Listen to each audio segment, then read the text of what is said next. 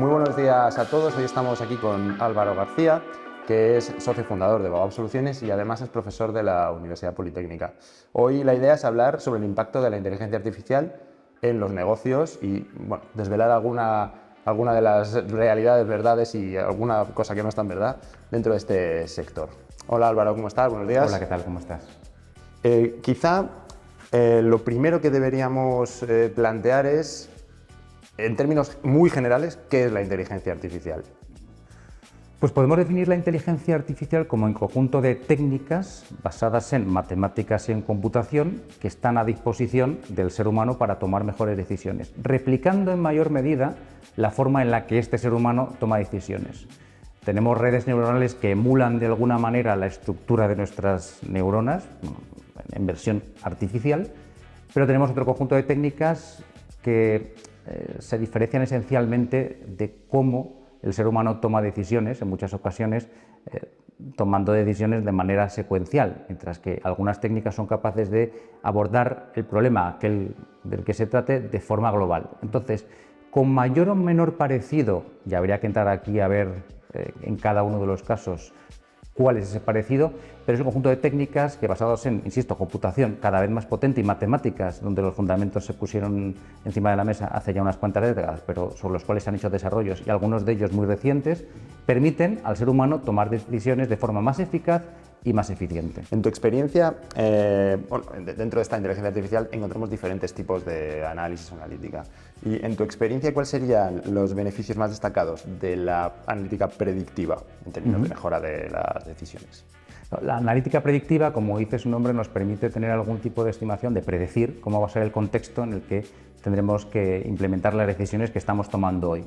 Pueden ser de carácter operativo, puedo conocer alguna estimación de cuál va a ser mi demanda y para eso organizar mi flota de vehículos para hacer los movimientos que procedan, o puedo tener alguna estimación de cuál va a ser mi demanda futura y para eso, pues, o con esa información, hacer un mejor diseño de mi red de suministro, de mi cadena de suministro. Entonces, es muy valioso tener esa información, incluso a tres niveles. Disponer de una estimación puntual de cómo va a ser esa demanda es mejor que la conjetura razonable de un experto, por muy experto que sea en el sector. Podemos tener algún tipo de descripción de posibles escenarios y cómo de probable es cada uno de ellos, para con esto pues, hacer una solución o proponer una decisión que sea más robusta frente a esos diferentes escenarios. E incluso podemos tener algún tipo de estimación del error que estamos cometiendo con la estimación de cómo va a ser el futuro, para protegernos frente al peor escenario posible. Entonces, estos tipos de información de menos a más rica nos permiten, o al decisor le permiten, tomar decisiones más robustas y tener más elementos de información para al final tomar decisiones que luego, cuando se produzca el contexto, cuando se conozca el contexto en el que se están poniendo en práctica, pues la decisión sea mejor, la decisión sea más eficaz, más eficiente. Es decir, que haya un menor coste, un mayor beneficio, pues con un, idealmente, consumo de recursos pues lo más bajo posible. Claro. Igual ya hemos contestado esta pregunta, pero bueno, quiero hacer una pequeña, reforzar, abundar un poco en este tema. En tu opinión, ¿cómo puede ayudar la analítica predictiva a las empresas a anticipar la demanda y a optimizar? Y estamos hablando de predictiva que en principio persigue quizá otro fin. Sí, la analítica predictiva tiene un conjunto muy amplio de aplicaciones, pero una de las más naturales es la de prever la demanda. La demanda en cualquier sistema productivo logístico es la que tira de todo. Entonces, tener una buena estimación de la demanda permite orquestar todos los recursos de los que disponemos para satisfacerla sin perder ventas o sin dejar clientes sin satisfacer aquello que está previsto que nuestro sistema atienda, o al contrario, sin dotarnos de más recursos de los que son necesarios, cuestión que dañaría la rentabilidad y por lo tanto la viabilidad futura de una organización y la satisfacción final de las necesidades de los clientes. Entonces, en este caso, tener una buena estimación permite no caer en ninguno de los otros extremos que pueden ser igualmente costosos, dotarnos de más recursos de los estrictamente necesarios y al final repercutir esto a un cliente que paga más por aquello por lo que podría pagar menos, o perder ventas, que al final significa clientes a los que no estamos atendiendo y por lo tanto nuestra rentabilidad también quedaría de alguna forma comprometida en el largo plazo. Pasemos a otro tipo de analítica, la analítica prescriptiva. En este contexto, ¿cómo pueden las empresas aprovechar mejor las recomendaciones generadas por algoritmos de optimización con la idea de mejorar sus procesos? Claro, hemos dicho que la predictiva es una herramienta muy valiosa, pero no es la más valiosa. Desde luego nos permite conocer cómo va a ser el contexto, pero lo que es realmente valioso es disponer de algún tipo de prescripción, de sugerencia que hace alguna herramienta de IA para que la decisión, cuando la ponga en marcha, pues sea pues, la mejor posible o suficientemente satisfactoria. Entonces, en este sentido, las herramientas de analítica prescriptiva son de enorme valor porque ofrecen esa decisión a un gestor, a un decisor que es un profundo conocedor del sector en el que se mueve, pero que quizá no tiene la capacidad, ni él, ni ninguna mente humana, de explorar de forma sistemática y en tiempo cuál es la mejor solución, sea pues, el diseño de unas rutas, sea una propuesta de precios, sea una planificación de la producción, para que esa propuesta se implemente a tiempo y con buen resultado para aquello de lo que se trate. Y en este sentido, esto es valioso no solamente por la calidad de la propuesta, sino por dos motivos. Por un lado, dejamos al decisor que haga uso de una herramienta mucho más potente que un Excel. Le dedicamos su materia gris no tanto a resolver sudokus y a cuadrar un Excel para sacar la mejor planificación de la producción, sino que le damos una calculadora para que haciendo uso de ella se ponga mejor al servicio del negocio y al final del cliente. Eso por un lado. Y segundo, permite estandarizar procesos. Ya no dependemos del experto del cual pues dependen las diferentes decisiones a las que me he referido antes, sino que tenemos una herramienta a la cual puede recurrir cualquier o si no cualquier miembro de la organización, si gente que no requiere a lo mejor de ese conocimiento experto, y reducimos la dependencia de una persona o de un conjunto de personas, de alguna manera permitiendo que el conocimiento sea parte de la organización y que la operación o el diseño o aquello de lo que se trate sea algo que se atienda de forma más robusta. Y eso es una cosa especialmente valiosa. Claro, aquí no eliminamos a la persona en ningún caso. O sea, hay un miedo común a la inteligencia artificial, sobre todo con la aparición de inteligencia artificial generativa. Oye, vamos a dejar de escribir, vamos a dejar de pintar, vamos a dejar de tomar decisiones. No, le estamos dando una calculadora mejor. Es decir, nadie ahora mismo renunciaría a un Excel para hacer sus estimaciones y volvería a la calculadora pues, con el rollo de papel de contable. Pues de igual manera tenemos herramientas muy potentes que permiten a ese usuario desligarse de la cuenta de detalle que no aporta valor, pero sí le permite tomar perspectiva y sin embargo prestar atención a cuestiones de negocio que, quizá me equivoque, pero creo que difícilmente puede tener en su conjunto una herramienta, al menos en el punto en el que está la tecnología ahora. Es decir, no estamos reemplazando el conocimiento humano, estamos dando una herramienta para llevarlo a otro nivel, porque le permitimos tener en cuenta cuestiones que ahora mismo no puede atender porque está haciendo, como digo, sudoku, está rellenando hojas Excel para que al final los números cuadren. Esto es una cosa que las máquinas lo hacen muy bien y los expertos, los conocedores del negocio, son capaces de utilizar eso para tomar mejores decisiones, más informadas y con mayor probabilidad de éxito, sin duda. Claro. ¿Qué papel jugaría un partner o un proveedor tecnológico especializado, como es el caso de Baobab, en la implementación de soluciones prescriptivas, de estas últimas de las que estamos hablando, si una empresa está buscando optimizar sus recursos o sus operaciones? Claro, aquí empresas como la nuestra, como Baobab, pues tenemos una trayectoria muy amplia de acompañar a clientes en el proceso por el cual, identificado un problema, al final acabamos ofreciendo una de estas herramientas con toda la implementación, toda la integración con sus sistemas, donde hay una tecla que el usuario pulsa y le aparece algo sobre lo cual poder trabajar. Entonces, la gran bondad que tiene trabajar con partners es que disponemos de esa trayectoria, ese conocimiento, esa experiencia y, por descontado, del conocimiento técnico que requiere hacer una herramienta que satisfaga ese tipo de necesidades. Entiendo que hay muchas empresas que no pueden, al menos no todas, disponer de un equipo suficientemente o tan amplio que permita cubrir todas y cada una de las técnicas que se pueden poner en marcha a la hora de atender estos problemas. Sin embargo, empresas especializadas que hacen este tipo de tareas, pues tenemos un conjunto, o tenemos un equipo humano competente y experto que es capaz de poner encima de la mesa la herramienta que mejor resuelve el problema, que no es la que pues acabaría en un paper de investigación, sino la que lo consigue hacer con el menor coste posible, con el mayor ROI. A veces una herramienta sencilla da un resultado muy bueno a corto plazo y esa es la mejor, que puede ser el punto de partida para un desarrollo posterior con algún tipo de herramienta más sofisticada. Entonces, nuestra experiencia nos permite dar la mejor solución entendida desde el punto de vista de negocio, haciendo uso de la mejor técnica para que con el menor coste tengamos los mejores resultados. Claro. Y claro, toda esta trayectoria pues, que llevamos haciendo este tipo de soluciones y hemos visto muchos clientes, hemos visto muchas situaciones, ¿cuáles son los desafíos más comunes a los que se enfrentan las empresas a la hora de implementar este tipo de tecnologías? No. Nos enfrentamos a diferentes dificultades pues, que constituyen desafíos a la hora de que esto llegue a buen término. Una de ellas, y que felizmente cada vez los menos, es las barreras culturales. Cuando nosotros comenzamos, presentarnos delante de un cliente y explicarle que algunos de los procesos core hasta el momento, bueno, en ese momento que estaban resueltos con alguna persona experta, podía resolverlo una máquina con una buena técnica matemática detrás, resultaba difícil bueno, pues vamos a decir, de vender. Felizmente con ChatGPT, donde hay pues, no solamente la posibilidad de conversar vía prompt, sino plantearle algún tipo de tarea y que la resuelva en muchos casos de forma razonablemente correcta, pues es menos difícil que entiendan que pues, la planificación de la producción la podemos hacer con una herramienta matemática, porque de alguna forma la analogía pues, es capaz de establecerla el responsable de ese tipo de cosas.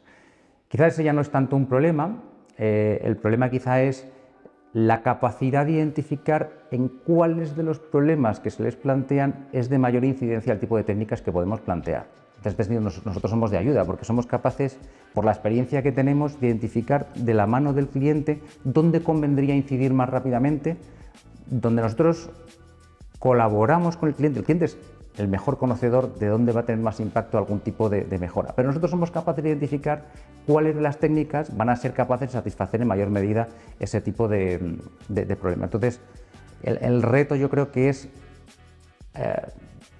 construir un buen, vamos a decir, roadmap para identificar en qué orden abordar qué tipo de problemas y con qué técnicas.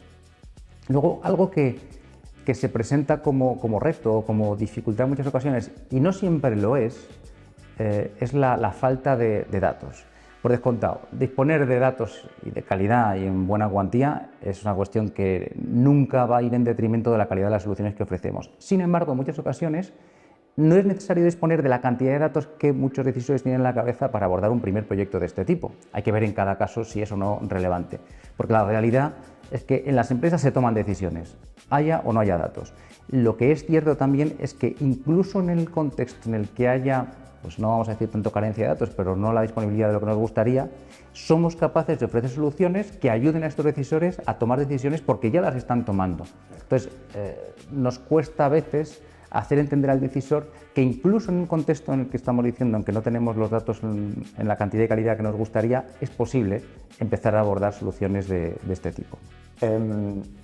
Después de haber hablado de estas dificultades que se encuentran las empresas, ¿cómo puede una empresa garantizar una integración exitosa de tecnologías, de este tipo de tecnologías? Yo diría que el elemento más importante y requisito necesario, aunque no suficiente, es que haya una apuesta decidida por la dirección. Esto puede sonar pues, como de un libro de texto de administración de empresas, pero nos lo encontramos en el día a día. Si no hay una apuesta decidida, al final no se van a disponer los recursos necesarios para tener una herramienta que esté mantenida, que esté bien soportada y que esté al servicio de los decisores y que se use cuando en principio está previsto que se use. Eso es un requisito necesario.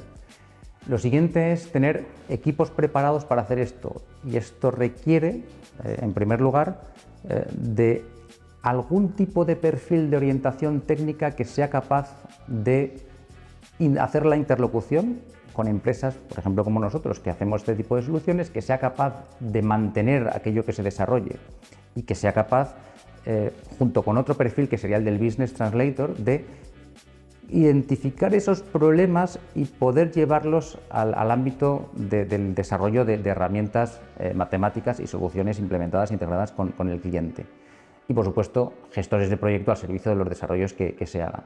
Entonces, yo creo que internamente estas empresas deben dotarse de este tipo de perfiles y creo que, como comentábamos antes, es más que natural, sobre todo en empresas que no pueden dotarse de un equipo de 100 personas para hacer un desarrollo de este tipo, colaborar con partners como nosotros, donde además nosotros preferimos tener interlocutores como los que he citado antes porque son los que facilitan que al final hagamos proyectos que estén al servicio de los negocios. Entonces, con este conjunto de perfiles, con una dirección apostando por este tipo de iniciativas, con personal técnico en estas empresas, para que sean capaces de hacer la traducción con business translators y con gestores de proyecto, somos capaces de elaborar, como decía antes, un conjunto de iniciativas que estén al servicio de la mejora de los procesos de las empresas de forma ordenada y donde en cada uno de ellos haya impacto que a su vez puede permitir hacer desarrollos más ambiciosos en sucesivas iteraciones. Entonces, esa colaboración donde con diferentes perfiles somos capaces de articular ese proceso, ese roadmap, pues al final cada uno de los pasos que se dan tiene impacto directo sobre el resultado. Claro. ¿Dirías que hay algún territorio en el que este tipo de soluciones, estoy hablando de inteligencia artificial en general, pero hablo de la que está más orientada a la optimización de procesos, no hablo de generativa y todo esto, ¿dirías que hay algún territorio en el que esto no aplica? ¿Algún territorio, algún tipo de empresa? Yo diría que siempre que haya decisiones complejas que tomar, y cuando digo complejas me refiero a que hay un contexto incierto, donde el conjunto de posibles combinaciones es muy amplio y donde tenemos no el tanto tiempo como nos gustaría poder tomar las decisiones, este tipo de técnicas son de aplicación. Otra cosa es que pueda ser más o menos rentable su desarrollo. Si estamos hablando de planificación de turnos de personal de cientos de personas, pues casi con toda certeza esto va a ser de aplicación y además rentable. Si en vez de hablar de 100 de cientos de personas hablamos de 5, pues podemos hacer un desarrollo de esta naturaleza, pero lo más probable es que no sea rentable, porque una persona con su Excel sea capaz de resolverlo en tiempos más que razonables. Entonces, cualquier problema que reúna las condiciones anteriores en cualquier contexto, en cualquier sector, es pues, objeto o puede ser objeto de desarrollo de este tipo. Lo que ocurre es que la rentabilidad de esos desarrollos dependerá del impacto que tenga, muchas veces relacionado con el tamaño de la organización o con el ámbito, el alcance de la decisión. Y ahí, desde luego, nosotros nos ponemos al servicio de los clientes para identificar cuál va a ser la rentabilidad de cualquier desarrollo, para que no hagamos perder tiempo ni al cliente ni queremos perderlo nosotros por nuestro lado, porque si algo no tiene impacto, en algún momento esta decisión, la de seguir con este proyecto, se va a parar y somos los primeros interesados en que nadie se embarque en algo que no va a tener resultado de alcance razonable y de interés para la organización. Claro. Tiene sentido. Al final estamos hablando de transversalidad en todo sector, en cada tipo de sector o en cada tipo de empresa. Se podría encontrar un hueco siempre y cuando perdona que te parafrasee, siempre y cuando la rentabilidad y las condiciones que planteabas. Sí, y además el alcance es, si quieres, transversal en doble sentido, tanto en términos sectoriales como en términos de la naturaleza de la decisión. Es decir, podemos tener aplicaciones de carácter operativo a las que pues se recurre diariamente para tomar decisiones de naturaleza operativa, o podemos tener aplicaciones de carácter más estratégico, del diseño del sistema con el que luego vamos a tener que realizar la operación. Entonces aquí las dos cosas son importantes. Si hacemos un mal diseño, vamos a tener una operación comprometida durante el tiempo durante el cual estemos operando con ese diseño. Y al revés, a pesar de que podamos tener un buen diseño, si la operación es recurrentemente pues no suficientemente eficiente, pues estaremos comprometiendo los resultados con la recurrencia de esas decisiones mal tomadas. Entonces, en este sentido, estas técnicas son de aplicación desde el ámbito operativo hasta el más estratégico o de diseño, y cualesquiera que haya entre medias de estos dos extremos. ¿Qué diferencia a nuestra empresa, a Baobab, en términos de capacidad para desarrollar soluciones personalizadas que vayan enfocadas y específicas para cada cliente? Aquí no puedo más que remitirme, para empezar, a la misión con la que nacimos, que articula todas y cada una de las cosas que hacemos, y es la de ponernos al servicio de nuestros clientes para que tomen mejores decisiones haciendo uso de técnicas matemáticas que ahora se domina con carácter general la IA. Entonces, esta es nuestra misión y al servicio de esa misión ponemos toda nuestra acción. Entonces, en este sentido, lo que nosotros hacemos y que es también motor de todos nuestros proyectos es identificar cuáles son los problemas de nuestros clientes, cuáles son aquellas cuestiones que hacen que su organización pues, no esté en la situación en la que podrían estar si hacen uso de estas técnicas. Entonces, digamos que a pesar de que nos gustan mucho las matemáticas, nos gusta mucho la computación, no estamos enamorados de los problemas matemáticos, por más que nos gusten, o lo estamos en tanto en cuanto sí estamos enamorados o nos preocupan o nos interesan los problemas de nuestros clientes, que hacemos nuestros problemas. Entonces, en ese sentido, el vector director de las cosas que hacemos es ponernos al servicio de conseguir que lo que son problemas o posibles oportunidades de mejora de los clientes sean las nuestras. En ese sentido, ponemos nuestro conocimiento técnico-matemático a su servicio, pero no como técnicos de laboratorio de bata blanca que quieren recibir unas especificaciones porque nos gusta programar. Nos gusta, pero lo que queremos es, y nos gusta más aún, ponernos a pensar con el cliente, colaborar donde ellos ponen su conocimiento del negocio profundo, pues típicamente soportado por muchos años de trabajo en ese ámbito, junto con nuestra materia gris para hacer la conversión de ese problema, que no es un problema matemático, en algo que se puede abordar con matemáticas y donde al final le ofrecemos una solución que, bueno, pues del tipo que sea, que le permite al final estar en una situación mejor. Entonces, diría que lo que nos hace diferentes o aquello por lo que nos apostamos es convertirnos en partícipes de sus problemas, aportando lo que generalmente estas empresas o muchas empresas no tienen, que es el conocimiento técnico-matemático al servicio de su problema y en el fondo de su misión, que es lo que nos permite cumplir la nuestra.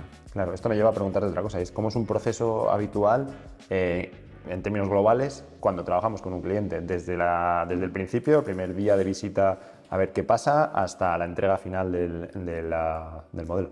Pues la relación con un cliente puede abarcar un amplio espectro de diferentes fases que puede empezar con una toma de contacto en la que pues, el cliente de alguna manera intuye que algunos de los problemas o dificultades con los que se está encontrando podrían ser abordables con este tipo de técnicas. Entonces ahí tenemos una primera reunión donde pues, de forma pues, natural somos conocedores de ese tipo de problema y vamos desvelando capas para ver si efectivamente el tipo de las cosas que nosotros hacemos son de valor. Si no es el caso, porque el tipo de cosas que se están planteando y requieren otro tipo de enfoque, nosotros honestamente renunciamos o podemos incluso remitir a quienes pueden aportar valor en ese sentido. ¿Podría darse el caso de que vayamos a ver a un cliente con una idea preconcebida por el propio cliente y descubramos que es un área de acción para nosotros, pero que tiene otras en la misma reunión?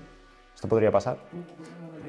Reformulo. ¿Podría darse el caso de cuando llegamos a un cliente a hacer una labor de investigación para ver cómo podemos ayudarle, él ya tenga una idea de lo que él cree que es en lo que podemos ayudarle, pero descubramos que hay otras áreas dentro de esa reunión? Es una cuestión habitual, es identificar que puede haber problemas que están relacionados con ello cuya resolución contribuiría al que le preocupa.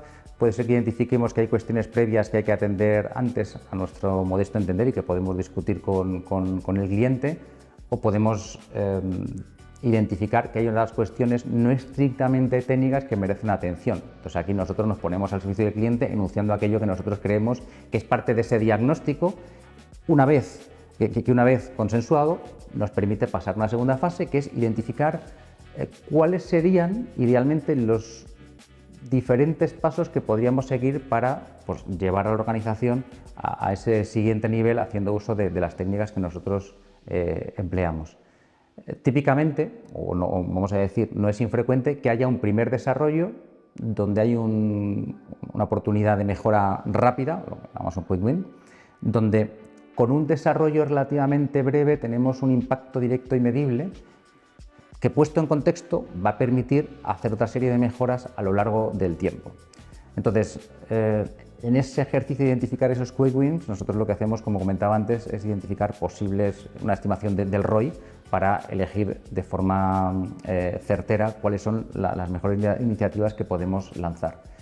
Y luego, durante el desarrollo, lo que hacemos es no retirarnos a nuestros aposentos y entregar algo unos meses después, sino lo que hacemos es una interacción con el cliente y con todos los implicados, con cuáles son los intereses últimos de la organización, los usuarios, quienes van a hacer el mantenimiento si es el caso, quienes van a estar dando soporte en términos de sistemas. Es decir, colaboramos con todos los implicados para que el diseño y el desarrollo estén al servicio de una herramienta que después, pues cuando esté desarrollada con todo el visto bueno del cliente, ayudamos a su puesta en producción. Es decir, acompañamos al cliente para pues, el posible impacto o el posible requisito de cambio cultural pues, sea satisfecho y la transición sea la más suave posible para que los usuarios sean capaces de trabajar con una herramienta de la que no disponían para mejora de su puesto de trabajo, de la organización, etc.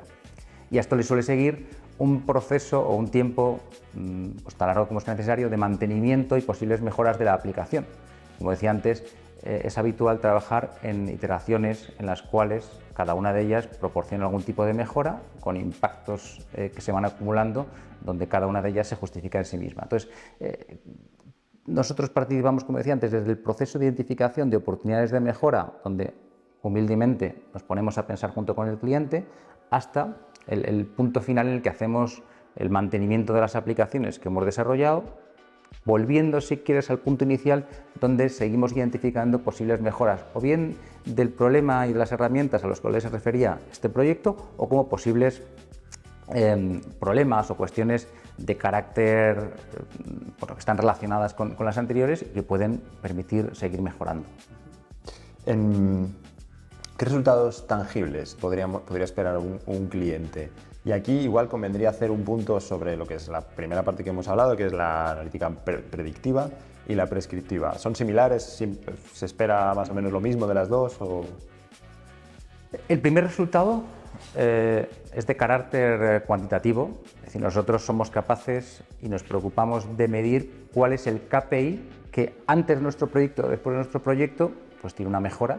Como decía antes, esto incluso lo estimamos inicialmente con algún tipo de error. Entonces, en cualquiera de los dos casos, y sobre todo en el caso de la prescriptiva, el primer impacto esperable es una mejora de un KPI que típicamente es de carácter económico, aunque no solo.